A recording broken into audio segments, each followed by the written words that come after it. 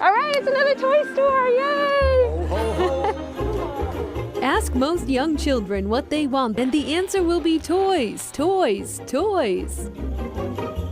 But do you know who the top toy retailer is? Walmart. With its 48 locations across Massachusetts, the big box store boasts a big share of the toy market at just under 25%. But for our Chronicle Toy Tour, we were looking for community-based stores, born and raised in the Commonwealth, which is how we landed here at Henry Bears Park in Brookline. You just get happy when you walk in here. What's it like to own a toy store? It's a happy place. This may sound lofty, but I really deeply believe that play is an important thing and is a good thing for all of us, not just kids, but adults. Former software engineer Kaz Sharma is the Willy Wonka of this fun factory, and true to his word, there is something for everyone. It's a local company based out of Arlington. But astute shoppers will notice a theme. A good toy is something that really fosters creativity and imagination, screen-free. And in today's world, having screen-free time to play, that's the kind of stuff we are committed to. But is that the kind of stuff kids want to play with? We brought in our experts to find out. All right, guys, come on in. Look at all the toys. I found the Triceratops! I want it. What makes a good toy? Stuff that would be fun to play with for a long time, not just like one day. Does Mom make you toss some of them out after a while? Yeah. Yes. I want this one. Though online shopping continues to grow, our experts confirm that when it comes to toys, there's nothing quite like the hands-on experience. Oh, I need that for Christmas. There's something about finding trinkets and treasures. That experience is not quite the same when you're doing it through a screen. So ditch the screen and come on down to one of Henry Bear's 8 New England locations. Or for something that's truly one of a kind, join us at Boing Toy Shop in Jamaica Plain. What I really love about owning one store that's right here is that I can be present, and this is my only focus. And customers know me, and I watch them grow up, and that's really incredibly rewarding for me.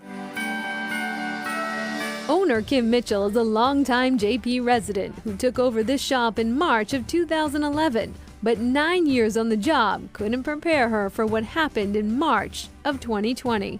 During this time of COVID, we've had to change things. I mean, we have capacity issues, people have to wait outside, but it's just a wonderful community. We're like all in it together, and we are going to get through this time.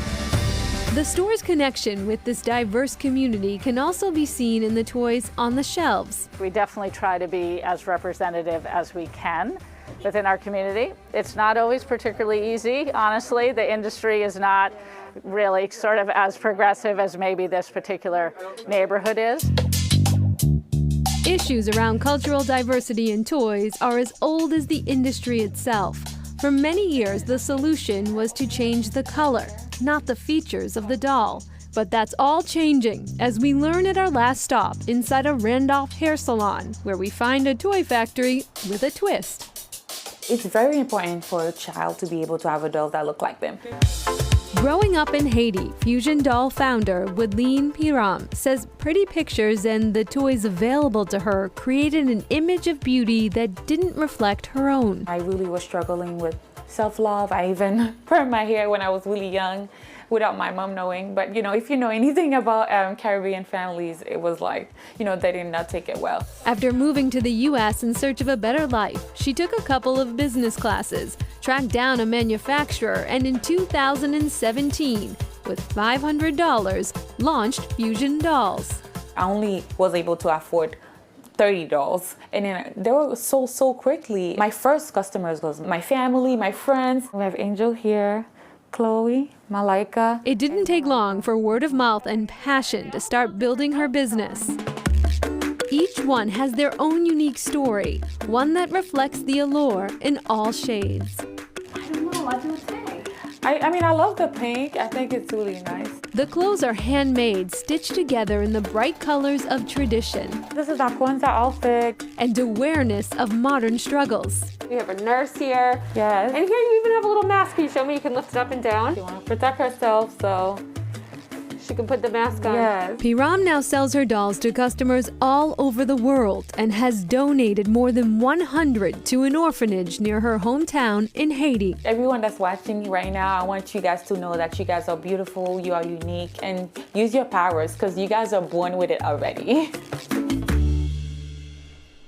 Since we first met with Lean a few months ago, she has published a book. It's called Angel's Hair Journey, and with it, she hopes to inspire children of color to love their own hair. And back to Boeing in Jamaica Plain, Kim Mitchell and the team are about to celebrate the 10th anniversary of the day Kim bought the shop. They're having an outdoor COVID-safe gathering this coming Sunday, February 28th. Coming up, the beloved Toy Story characters and the toy train.